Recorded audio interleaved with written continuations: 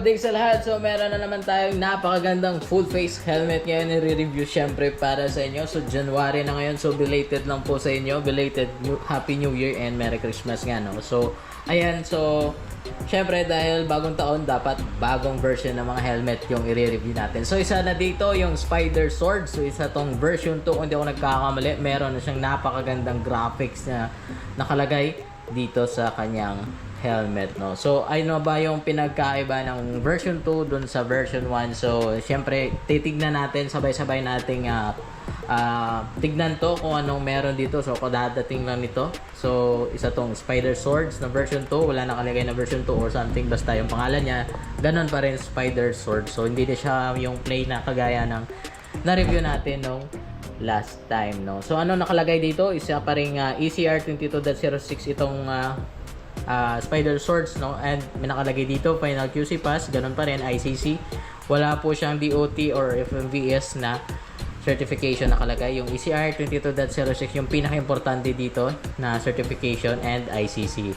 And yun nga, sa size XL, yung bigat nito ay napakagaan, 1,500 plus 50 grams lang po siya sa size na sa size na XL, no? So ano pa ba yung kagandahan dito? So ganun pa naman yung nakalagay dito, ABS composite shell, ECR20 certified, quick release pa rin yung strap, removable and washable, scratch resistant, polycarbonate yung visor, UV 400 protection yung visor, optical grade visor clarity, dual density EPS liner. So buksan natin kung anong meron dito. So syempre ganun pa rin, meron siyang minimal lock. Yung minimal lock pala ng isang Spider Swords ay nandito, hindi kagaya ng iba na nandito. So sa kanya dito malapit sa ilong, no? So wala nakalagay dito na eyeglass ready. So ewan ko lang kung pwedeng mag eyeglass dito. So wala nakalagay kasi na eyeglass ready dito. So sa price niya ay okay na din yung gantong helmet, no? So single visor lang po siya. Ayan, sa mga naghahanap ng astig na full face helmet na magaan. And yun nga, single visor lang po siya. So tignan naman natin. So hindi ito matagal na video kasi na-review naman natin. So ang gusto ko lang ipakita sa inyo kung ano yung version 2 ng Spider Sword. So i-compare natin to sa isang brand na magkasing price po sila, and kung anong mas maganda doon sa kanila. So abangan nyo sa next siguro na video natin, gagawin natin yun. Ko-compare natin siya sa isang brand na magkasing same price sila, no? So meron siyang dual seal dito ng water, kumbaga kung pag maulan, so hindi siya madaling mapapasukan kasi nga meron siyang dual seal na goma dito sa bandang ilalim, and ganon din sa itaas nga pala, single lang po yung parang goma na nagsisild na hindi mapasukan ng tubig. So pahigain natin, tignan natin kung anong meron pa sa loob nito. So ganyan yung side view niya, nakaptaas. So napakahaba pa rin ang kanyang spoiler, no? Ayan, no? Napakahaba pa rin. Yun nga, tignan natin sa loob kung anong pinagkaiba nito doon sa mga version 1 ng Spider Sword. So ganun pa rin ata yung nakalagay dito, same stitching, same yung fabric ng kanilang paddings, and syempre hindi mawawala to yung emergency pull, and yung smoothness ng yung napaka-smooth dito na chain curtain, and syempre quick release pa rin yan. Ayan, yung quick release niya, yung may part dito bakal, tapos merong I think plastic to yung dito, tapos dito ay bakal, dito bakal. And kung nagtatanong ka kung intercom ready, syempre intercom ready po si Spider Swords na latest or version 2 ng Spider Sword. So sa smoothness naman, yung pagka-smooth ng isang padding, so yan, napakaganda. Napakaganda ng kanyang padding, sulit na sulit sa price niya. And yung stitching, hindi mo murahin, napakaganda talaga ng stitching nila. Doon ako nagandahan eh. Tapos yung stitching niya ay parang reflectorized lang. Hindi lang ako sure kung nagre-reflect to, pero sobrang sobrang light ng kulay. And yung dito naman sa itaas, kung nakikita nyo dyan, yung sa loob ng lapit pa natin, yung nasa loob na paddings, yung dito sa bandang itaas ay napakasulit. Grabe yung kanyang mga paddings dito sa taas, sa may nood malapit, and dito sa may likod, solid na solid. Walang part dito na walang hindi sulit yung paddings, no? Napakasulit ng nakalagay ng mga paddings dito. Quality talaga si Spider, no? Kahit noon ng mga helmet nila, yung mga past na mga helmet na yun, napakasulit. Lalo pang pinaganda and lalo pang pina-safety yung mga helmet ng mga Spider. So shoutout dun sa Spider Helmet Philippines. Baka naman.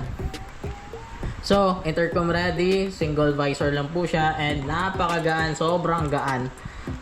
Parang compare ko to sa mga same price ng mga helmet. Siguro ito yung pinakamagaan na full face na nahawakan ko. Maliban lang doon sa Access na full face din na single visor. Parang same lang din sila ng weight, nasa 1.5 ata yun kung hindi ko nagkakamali. Pero kapag hinawakan mo, parang same weight lang din sila. So ito naman ay 1,550 grams before natin makaligtaan. Yung vents naman dito sa harap, ayan, same pa rin.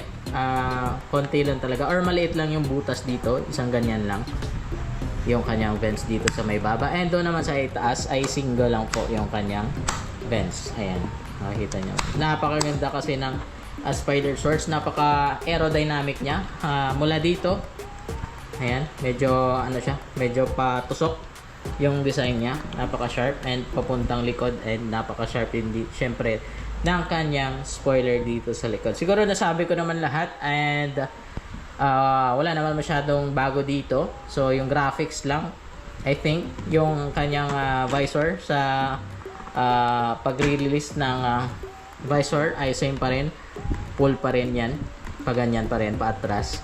And nga pala, before ko makaligtaan, meron siyang isa, dalawa lang po yung parang stopover ng pag itinaas yung visor, no? And pinlock ready naman siya, pero yun nga lang, sana yung dito na dahil next version 2 or ito yung pinaka-latest or version 2 na to, sana yung dito na pinlock ay in-improve nila, sana screw type yung nilagay, no? So dito parang nakaumbok pa rin na pinlock ready, and ang sa loob naman ay anti-fog na din, pero napakasimple lang talaga ng kanyang pinlock ready dito. Sana in-improve siya na screw type, no, para hindi siya mahirap lagyan ng pinlock dito na sticker or yung sticker na nilalagay sa visor na ilang layer po yun. Mostly ginagamit yun sa race, ewan ko lang kung meron gumagamit nito sa street, pero dito sa amin hindi uso yung mga pinlock na nilalagay. Yung anti-fog pwede.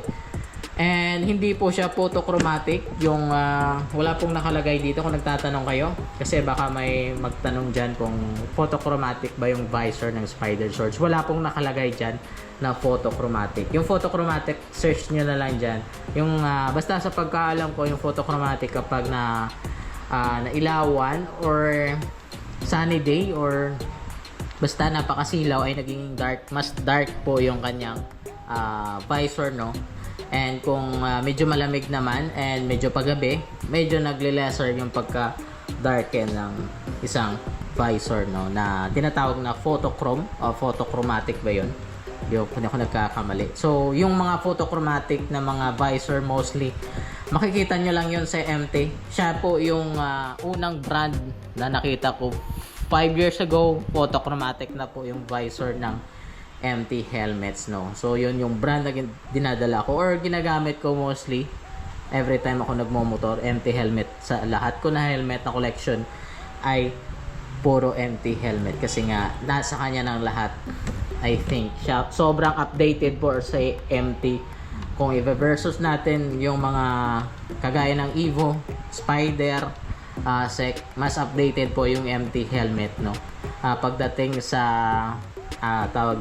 pagdating sa mga certification and sa mga parts ng helmet, no, sobrang updated ng MT helmet, no. So yun lang siguro sa video na to. Salamat sa panood. So sa next video nga pala, huwag nyo kalimutan i-subscribe tayo or i-follow yung Facebook page natin para masubay-subayan nyo or mapanood nyo yung mga padating natin na mga video or mostly yung mga review natin sa helmet. So shoutout sa mga nag-comment dyan. Sana nasagutan ko yung mga katanungan nyo and sana nagustuhan nyo yung video natin.